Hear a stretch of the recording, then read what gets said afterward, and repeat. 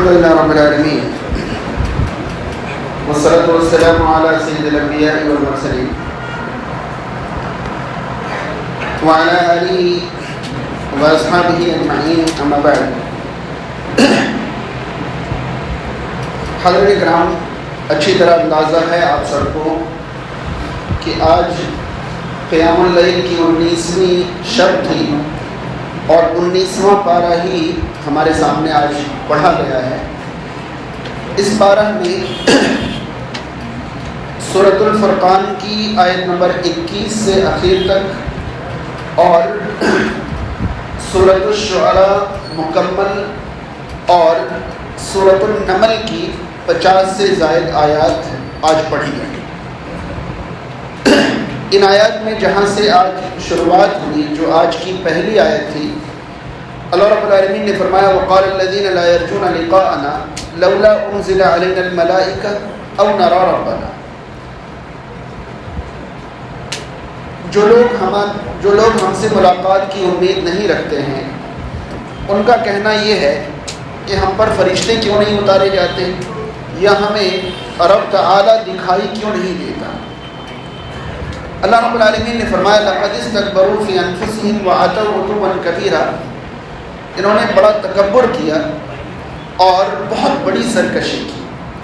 آپ غور کریں تو آپ پائیں گے کہ اللہ کے نبی صلی اللہ علیہ وسلم جب کفار کے سامنے اللہ کی وحدانیت کا اور آخرت کا عقیدہ پیش کر رہے ہیں، تو جنہیں اللہ سے ملاقات کی امید نہیں ہے، جو قیامت پر یقین نہیں رکھتے، وہ ایسے مطالبات کر رہے ہیں جو مطالبہ ہرگز انہیں زیب نہیں دیتا، ہرگز ان کے لیے مناسب نہیں ہے. ان کا کہنا یہ تھا کہ ہمارے اوپر فرشتے اتار دیے جائیں تو ہم آخرت کو مان لیں گے، اللہ تعالیٰ ہمارے سامنے آ جائے، ہم دیکھ لیں تو ہم مان لیں گے. اللہ رب العالمین نے فرمایا کہ اس طرح کی مطالبات سے یہ بہت زبردست تکبر کر رہے ہیں اور بہت بڑی سرکشی کر رہے ہیں. اس کا مطلب یہ ہوا کہ ہم اور آپ اپنی زندگی میں جب بھی کسی بات پر یقین نہ کر پائیں تو ایسا نہ ہو کہ ہم اللہ رب العالمین سے ایسا مطالبہ کر بیٹھیں جو ہماری خود تکبر کے دائرے میں آ جائے اور ہماری پہنچ سے اوپر کی چیز ہو، بلکہ ہم یہ کہیں کہ اے اللہ یہ چیز ہماری سمجھ میں نہیں آ رہی ہے تو مجھے یہ چیز سمجھا دے، تو میرا سینہ کھول دے، تو میرے دل کو اور کشادہ کر دے. ابراہیم علیہ السلام کے بارے میں ہم پیچھے پڑھ آئے ہیں سورہ اعراف میں کہ انہوں نے بھی ایک موقع پر تلاش کی تھی، ستاروں کو دیکھا، سورج کو دیکھا، چاند کو دیکھا. ان سب کو دیکھنے کے بعد یہ کہا لئن لم يهدني ربي لأكونن من الضالين. اگر میرا رب مجھے ہدایت نہیں دے گا تو پھر میں گمراہ ہی رہ جاؤں گا، مجھے ہدایت نہیں مل پائے گی. تو اگر ہمیں کوئی چیز سمجھ میں نہیں آئے تو ہمیں یہ نہیں کہنا چاہیے کہ ہماری سمجھ میں نہیں آ رہی، یہ صحیح نہیں ہے، یہ غلط ہے، میں اس کو نہیں مانتا. جی نہیں، ہمیں یہ کہنا چاہیے کہ جب اللہ تعالیٰ نے یہ بات بتائی ہے تو یہ بات صحیح ہے. اگر مجھے سمجھ میں نہیں آ رہی تو اللہ تعالیٰ مجھے سمجھا دے، میرا دل اور کشادہ کر دے، میرے ذہن کو کھول دے. یہ طریقہ اللہ رب العالمین کے بندوں کا طریقہ ہوتا ہے. سورہ فرقان کی آیت نمبر 27، 28 وغیرہ میں ایک ایسی بات بتائی گئی ہے جو ہمارے معاشرے کے نوجوانوں کے لیے بہت زیادہ قابل غور ہے. ہمارے معاشرے کے نوجوان میں جو بہت ساری خوبیاں پائی جاتی ہیں، ان میں سے ایک خوبی جو ہے دوستی کے لیے جان دینے والی خوبی ہے. تو ہم تو ماں باپ کو لات مار دیں گے لیکن دوستی برقرار رہے، بیوی بچے روڈ پر آ جائیں چلے گا مگر دوستی برقرار رہے. ہمارے معاشرے کے نوجوان دوستی کے لیے کچھ بھی کرنے کو تیار رہتے ہیں. اللہ رب العالمین فرماتا ہے وَيَوْمَ يَعَضُّ الظَّالِمُ عَلَىٰ يَدَيْهِ يَقُولُ يَا لَيْتَنِي اتَّخَذْتُ مَعَ الرَّسُولِ سَبِيلًا. اس دن ظالم لوگ اپنی انگلیاں چبائیں گے. یاد رہے جب انسان ایسی حالت میں پھنس جاتا ہے کہ اسے کچھ سمجھ میں نہیں آتا ہے کہ کیا کروں کیا نہیں کروں، تب وہ اپنی انگلی چباتا ہے. اسی کی طرف اشارہ کرتے ہوئے اللہ تعالیٰ نے فرمایا کہ ظالم اور گنہگار اس دن انگلیاں چبائیں گے اور کہیں گے کاش کہ میں نے رسول کا راستہ اپنایا ہوتا، کاش کہ میں نے رسول کا راستہ اپنایا ہوتا. یا ویلتی لیتنی لم اتخذ فلانا خلیلا. ہائے میری بربادی، کاش کہ میں نے فلاں کو اپنا دوست نہ بنایا ہوتا، کاش کہ میں نے فلاں کو اپنا دوست نہ بنایا ہوتا. لقد اضلنی عن الذکر بعد اذ جاءنی وکان الشیطان للانسان خذولا. یقیناً ذکر کے آنے کے بعد اس نے مجھے بھٹکا دیا، گمراہ کر دیا. یعنی صحیح باتیں تو ہمارے سامنے آتی تھیں، سمجھ میں تو سب کچھ آتا تھا، لیکن ایک نعرہ تھا اندر سے کہ بھائی دوستی کے لیے کچھ بھی چلے گا، وہ نعرہ کہاں جائے؟ اسی لیے ہم ذکر کو بھلا بیٹھے، سچی باتوں کو بھلا بیٹھے، لیکن ہم نے دوستوں کے لیے گمراہی اپنا لی۔ یاد رہے، آج بھی آپ اپنے معاشرے پر، ہمارے معاشرے میں نظر ڈالیں، آپ پائیں گے کہ جس گھر میں بھی شادی بیاہ ہو، کوئی فنکشن ہو، کوئی معاملہ ہو، اس گھر میں جتنی خرافات ہوتی ہیں، آپ پوچھیں کہ یہ سب کیوں ہو رہا ہے، تو ایک ہی مجرم نظر آئے گا، اور وہ مجرم کون ہوتا ہے؟ دوست ہوتے ہیں۔ آخر یہ کون سے لوگ ہیں جو ان کے گھر میں وہ مجرم بن رہے ہیں، ان کے گھر میں یہ مجرم بن رہے ہیں، ان کے گھر میں یہ دونوں مجرم بن رہے ہیں؟ یہ دوست والی مخلوق کون سی ہے جو ہر گھر میں خرافات کرانے پر تلا ہوا ہے؟ یاد رہے، قرآن مجید میں سورہ زخرف میں اللہ تعالیٰ نے فرمایا ہے کہ قیامت کے دن تمام دوست ایک دوسرے کے دشمن بن جائیں گے سوائے متقین۔ اگر ہمارے دوست متقین لوگ ہوں، ظاہر سی بات ہے وہ ہمیں اچھائیوں کی طرف راغب کریں گے، اچھائیوں کی طرف لے کر جائیں گے۔ سنن ابو داؤد کی ایک مشہور حدیث ہے، آپ صلی اللہ علیہ وسلم نے فرمایا تھا کہ لا تصاحب الا مؤمنا، مومن کے علاوہ کسی کو ساتھی نہ بنانا، اور آپ کا کھانا متقین کے علاوہ کوئی نہیں کھائے۔ بھائی کھانا ہی کھلانا ہو تو انہیں کھلاؤ جو متقین ہیں، اور ساتھی بنانا ہو تو انہیں بتاؤ جو مومنین ہیں۔ مومنین ہی ساتھی بنے اور متقین ہی آپ کی ہم تعامی کا حصہ بنے۔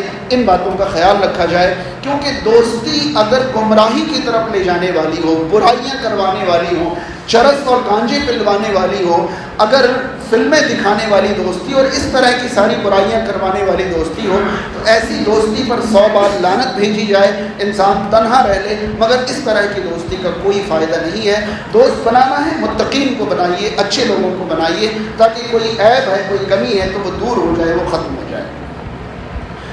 سورۃ الفرقان میں آخر کی آیات جو ہیں وہ بہت زیادہ اپیل کرنے والی آیات ہیں۔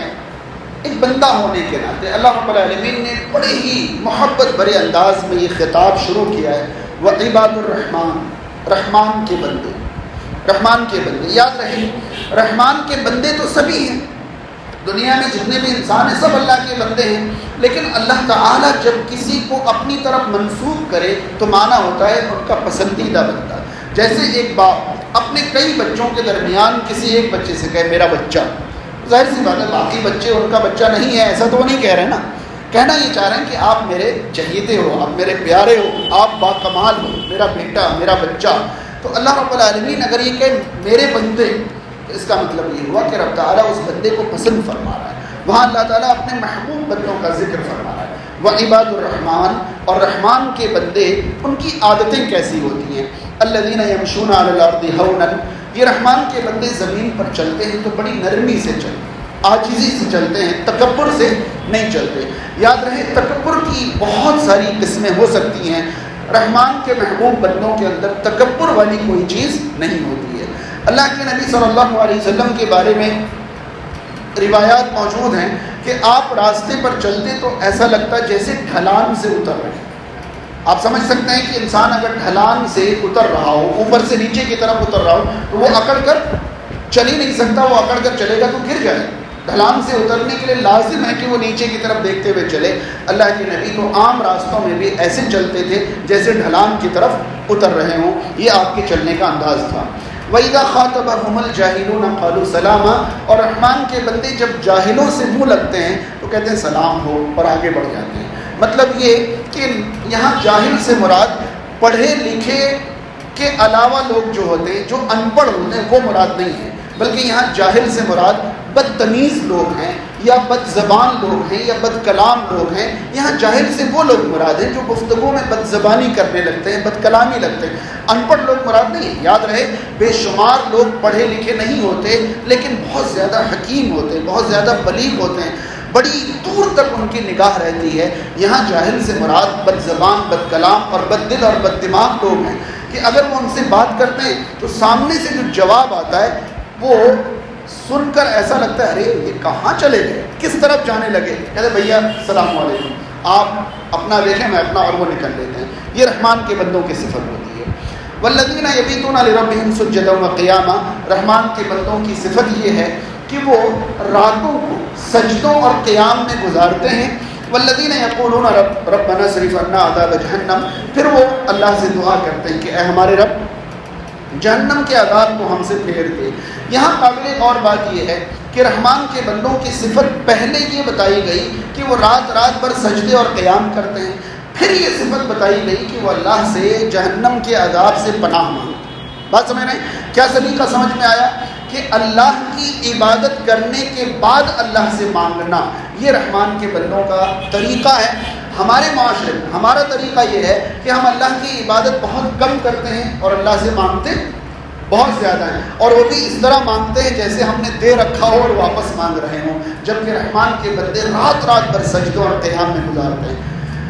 اس کے بعد رحمان کے بندوں کی ایک صفت یہ بتائی گئی کہ جب وہ خرچ کرتے ہیں تو اسراف بھی نہیں کرتے، تقدیر بھی نہیں کرتے۔ اس طرح خرچ نہیں کرتے کہ ایک بار خرچ کریں اور خالی ہو کے بیٹھ جائیں، اور ایسے بھی خرچ نہیں کرتے کہ ضرورت پر بھی خرچ نہ کریں، بلکہ وہ درمیانی خرچ کرتے ہیں۔ یاد رہے خرچ کا بہترین سلیقہ صحیح بخاری کی ایک حدیث میں اللہ کے نبی صلی اللہ علیہ وسلم نے بیان فرمایا ہے کہ بہترین خرچ وہ ہے جس کے کرنے کے بعد بھی انسان غنی باقی رہے، انسان غنی باقی رہے، یعنی انسان کے پاس جتنا ہے اس میں سے ضرورت پر اتنا ہی خرچ کرے کہ خرچ کرنے کے بعد بھی وہ فقیر نہیں ہو جائے، محتاج نہیں ہو جائے، بلکہ خرچ کے بعد بھی اس کے پاس مزید خرچ کی گنجائش باقی رہے۔ یہ سلیقہ ہے۔ رحمان کے بندوں کی ایک خاص صفت یہ بتائی گئی ہے کہ یہ لوگ اللہ کے ساتھ کسی اور کو نہیں پکارتے، کسی حرام نفس کو قتل نہیں کرتے اور بدکاری نہیں کرتے۔ یہ سب جو کرے گا وہ بہت بڑی مصیبت میں مبتلا ہوگا، اس کے عذاب قیامت کے دن بڑھا دیے جائیں گے، دگنا کر دیے جائیں گے، اور وہ رسوا کر کے جہنم میں داخل کر دیا جائے گا۔ یہ تمام صفات اور اس کے بعد بھی صفات بتائے گئے ہیں۔ خاص طور پر ایک دعا ہے جو رحمان کے بندے کرتے ہیں، والذین یقولون ربنا ھب لنا من ازواجنا وذریاتنا قرۃ اعین۔ رحمان کے نیک بندے دعا کرتے ہیں، اے ہمارے رب ہمارے جوڑوں اور ہماری اولاد سے تو ہماری آنکھوں کو ٹھنڈک نصیب فرما۔ یاد رہے یہ دعا کنواروں کے لیے بھی ہے، شادی شدہ کے لیے بھی ہے، صاحب اولاد کے لیے بھی ہے، بے اولاد کے لیے بھی ہے۔ صرف نیت بدلتی جائے گی اور دعا کا طریقہ بدلتا جائے گا۔ کوئی کنوارا یہ کہے کہ اے ہمارے رب تو ہمیں ہمارے جوڑوں سے آنکھوں کی ٹھنڈک عطا فرما، یعنی کہ پہلے جوڑا عطا فرما پھر آنکھوں کی ٹھنڈک عطا فرما۔ جوڑا ہی نہیں ہوگا تو آنکھوں کی ٹھنڈک کہاں سے آئے گی؟ تو یہ دعا ان کے لیے بھی ہے۔ اور اگر کسی کو جوڑا نصیب ہو گیا ہے تو وہ کہے کہ جو نصیب ہو گیا اس میں آنکھوں کی ٹھنڈک عطا فرما، پھر جو اولاد عطا فرما ان میں آنکھوں کی ٹھنڈک عطا فرما۔ کیا مطلب ہوا کہ پہلے اولاد عطا فرما پھر آنکھوں کی ٹھنڈک عطا فرما۔ لہٰذا یہ سب کے لیے ہر کوئی یہ دعا کرے۔ اس کے بعد سورہ شعراء شروع ہوتی ہے۔ سورہ شعراء ان صورتوں میں سے ہے جن میں اللہ رب العالمین نے انبیاء کرام کا ذکر کیا ہے، انبیاء کرام کی امتوں کا ذکر کیا ہے، انبیاء کرام کی محنت اور کاوش کا، قوم کے لوگوں کی روش کا، انکار کا، ان سب چیزوں کا تفصیل سے اس سورہ میں اللہ تعالیٰ نے ذکر کیا ہے۔ ان تمام تذکروں میں ایک خاص بات ہے کہ ہر نبی نے اپنی قوم کے سامنے جو مرکزی اور بنیادی دو باتیں رکھی، بہت دھیان سے سنیں۔ ہر نبی نے سورہ شعراء میں ہر نبی کے ذکر کے ساتھ ایک آیت آپ کو ریپیٹ ملے گی، وہ یہ کہ تمام نبیوں نے اپنی قوم سے کہا تھا فاتقوا اللہ واطیعون، اللہ سے ڈرو اور میری اطاعت کرو۔ یہ فاتقوا اللہ واطیعون کیا ہے؟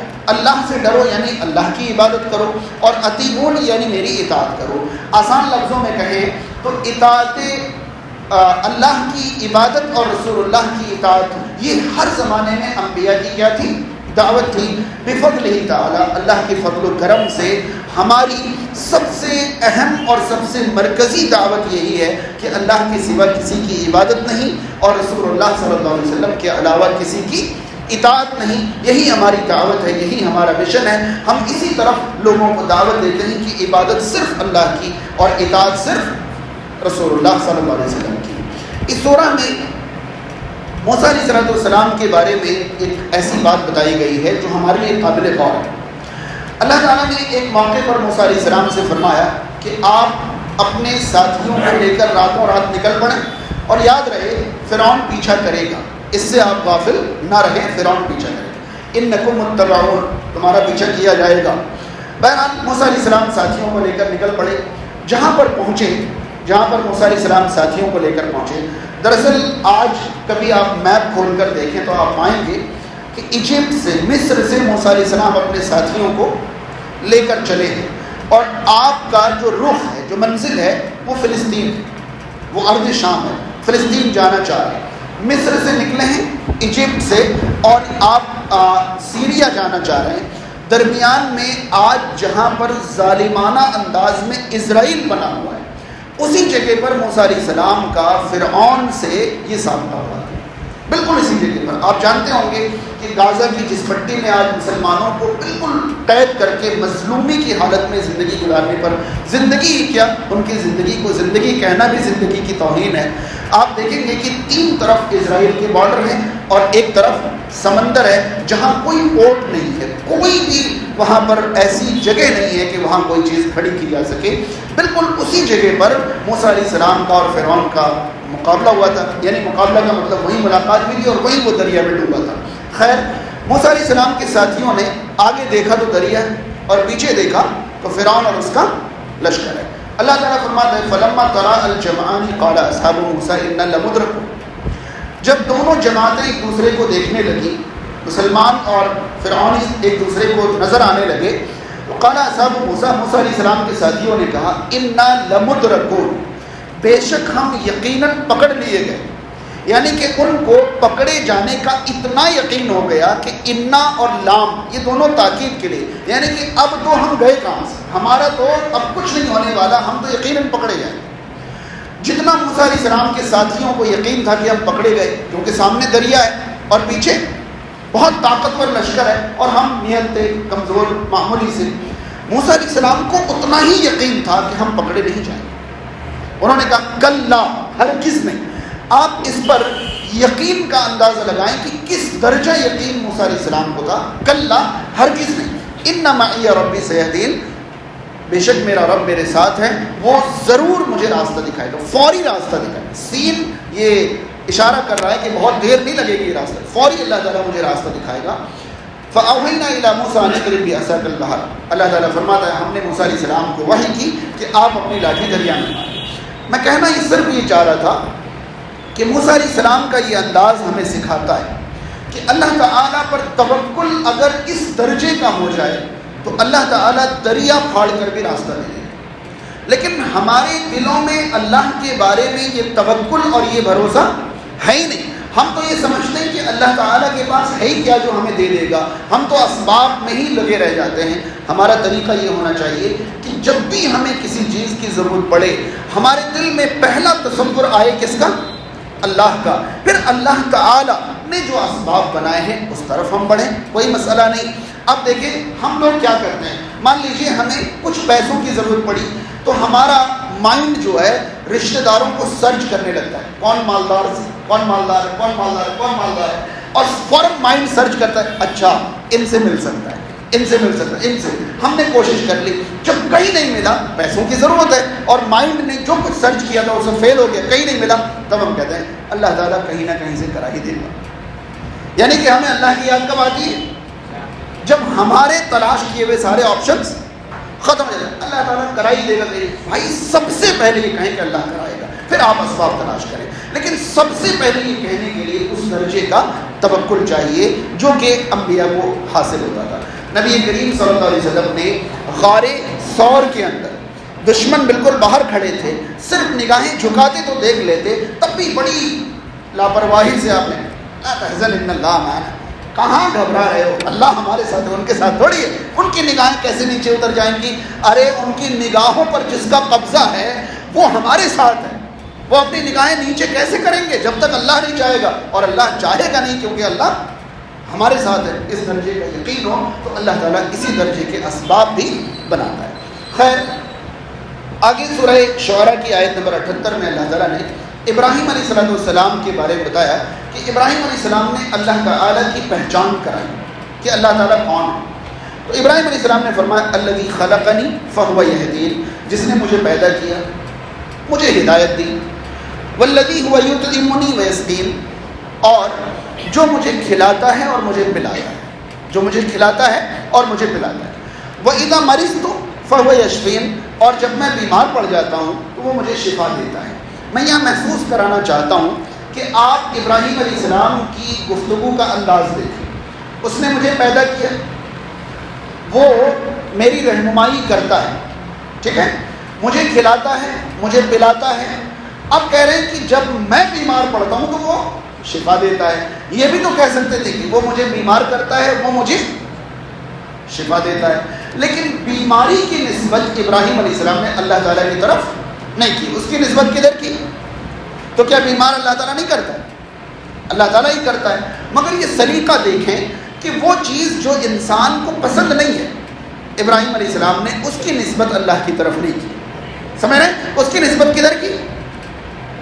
اور یہ محسوس کرایا کہ ہم تکلیف دہ چیزوں یا مزاج کے خلاف چیزوں یا بری چیزوں کی نسبت اللہ کی طرف کریں گے تو یقیناً وہ بات کسی طرح غلط نہیں ہے، تمام افعال کا خالق اللہ تعالیٰ ہے، لیکن اگر ہم برائیوں کو اپنی طرف منسوب کر لیں تو اللہ تعالیٰ کی یہ بات ثابت ہوتی ہے کہ انسان کو جو بھی مصیبت پہنچتی ہے وہ انہی کے کارناموں کی وجہ سے پہنچتی ہے۔ تو کیا کہا ابراہیم علیہ السلام نے؟ وَإِذَا مَرِضْتُ، جب میں بیمار ہو جاتا ہوں، یعنی اس کے علاوہ کوئی بیمار نہیں کر سکتا، لیکن بیماری کا سبب جو ہے وہ نہیں ہے، وہ بلکہ زیادہ کھا کے بیمار پڑ جاتا ہوں، غلط کھا کر بیمار پڑ جاتا ہوں، نہیں کھانے سے بیمار پڑ جاتا ہوں، غلط ٹائم پر کھانے سے بیمار پڑ جاتا ہوں، یعنی کچھ نہ کچھ میں گڑبڑی کرتا ہوں، تبھی میں کیا ہو جاتا ہوں۔ تو یہ ادب ہے، یہ سلیقہ ہے۔ ہمارے معاشرے میں کیا ہوتا ہے کہ ہمیں جب بھی کوئی تکلیف پہنچتی، اللہ تعالیٰ کو میرا ہی گھر ملا تھا، یعنی کہ ہم نے بالکل نشانہ ساتھ دیا اللہ کی طرف کہ اللہ نے ہمیں ذلیل کر دیا، رسوا کر دیا، مصیبت میں ڈال دیا، پریشانی میں ڈال دیا۔ ارے ان تمام چیزوں کو اگر ہم اپنی طرف منسوب کر لیں اور اللہ تعالیٰ کو اس طرح کی چیزوں سے بری رکھیں تو سمجھ میں آتا ہے کہ اللہ سے ہمارا تعلق مضبوط ہے، ہم اللہ تعالیٰ کی شان سمجھتے ہیں، ہم اللہ تعالیٰ کے قدردان ہیں، اور ہم جانتے ہیں کہ اس کی عظمت کیا ہے، اس کی بلندی کیا ہے۔ اس کے بعد سورۃ النمل کا آغاز ہوتا ہے۔ سورۃ النمل میں اللہ تعالیٰ نے تمام ایسی چیزیں بیان کی ہیں جن کی وضاحت لازم ہے، لیکن دو باتیں اس سورہ سے ہم سن کر اپنی بات سمیٹیں آج کی۔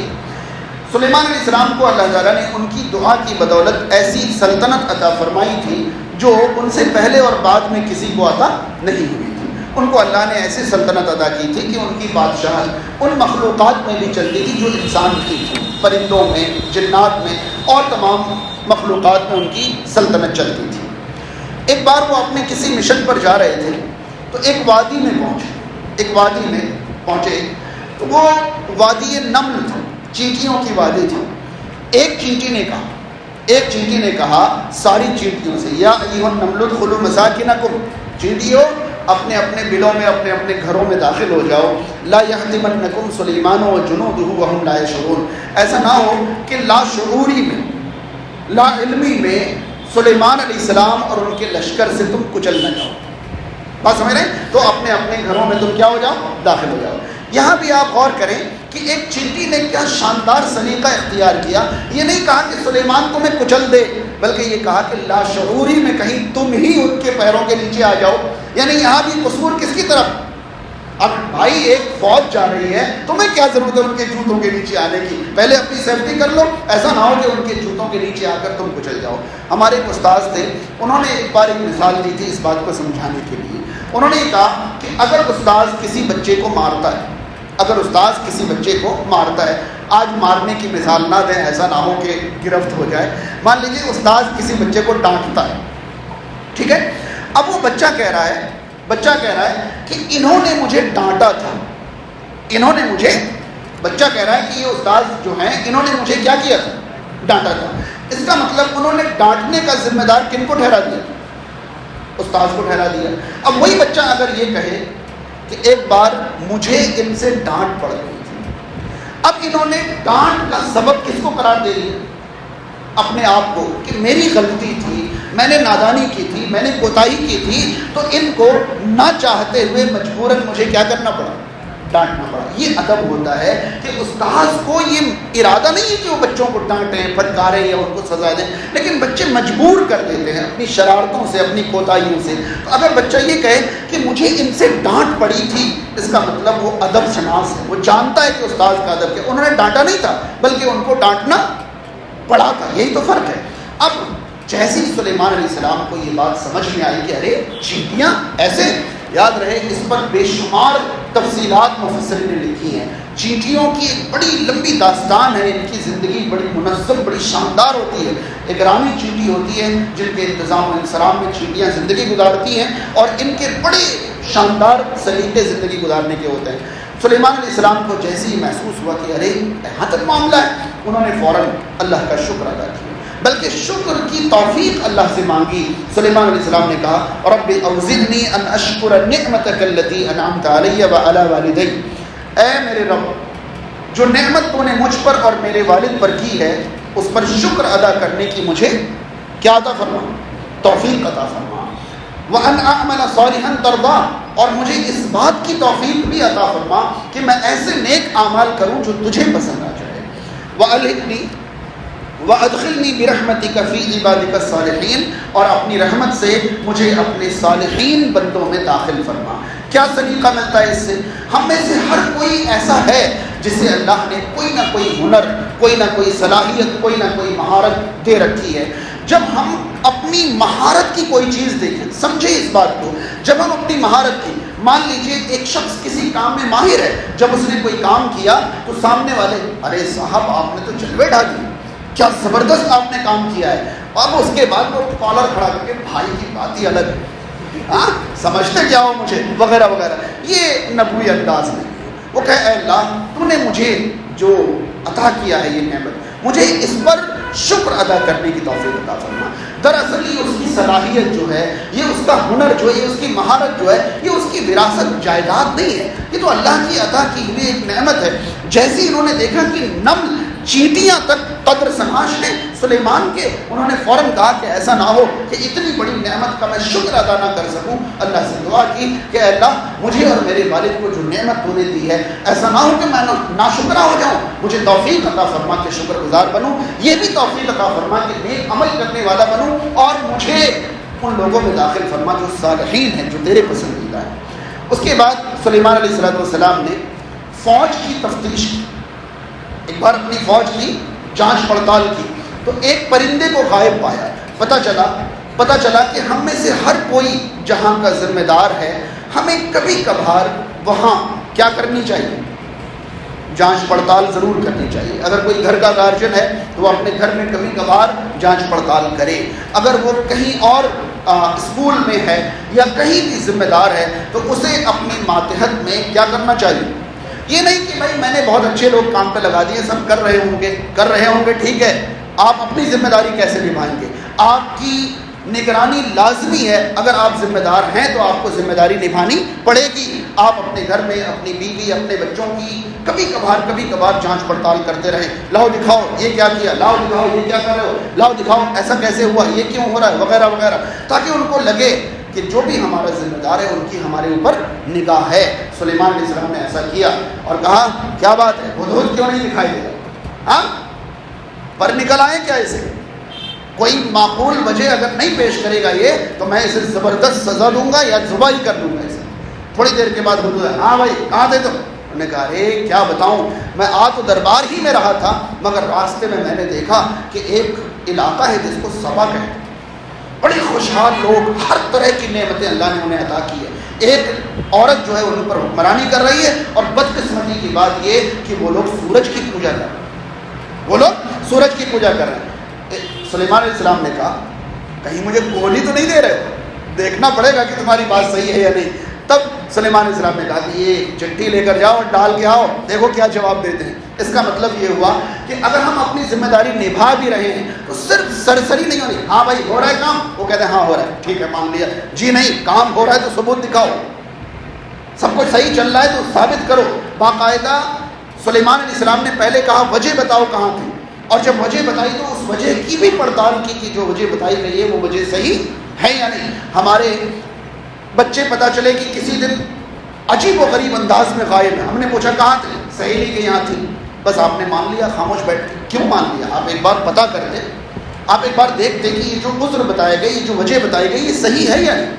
ایسا نہ ہو کہ وہ آپ کے بارے میں یہ اندازہ لگا رہی ہو کہ آپ ان کے بتائے ہوئے عذر کو مان لیتے ہیں یا تفتیش کرتے ہیں. اگر آپ تفتیش کرتے ہیں تو اگلی بار اس کو یہ سمجھ میں آتا کہ مجھے ایسا عذر نہیں پیش کرنا. بہرحال انہوں نے دیکھا کہ بالکل صحیح، یہ وہ چٹھی تھی جو سلیمان علیہ السلام نے لکھی. اور قرآن مجید میں سورہ نمل ایک ایسی صورت ہے جس میں سورت کے درمیان بسم اللہ الرحمن الرحیم ہے. سلیمان علیہ السلام نے یہ چٹھی بسم اللہ الرحمن الرحیم سے لکھی تھی. خیر جب یہ چٹھی پہنچی اس خاتون نے اپنے درباریوں سے مشورہ کیا اور مشورہ کر کے ڈھیر سارے ہدیے تحفے سلیمان علیہ السلام کو بھیج دیے. سلیمان علیہ السلام نے کہا کہ یہ ہدیے تحفے دے کر مجھے مت بلاؤ، مسلمان ہو کر آ جاؤ، اللہ کے فرما بردار بن جاؤ، ورنہ ایک زبردست فوج لے کر میں آ رہا ہوں، جنگ کے لیے تیار ہو جاؤ. بہرحال وہ خاتون دراصل آخر میں وہ خاتون مسلمان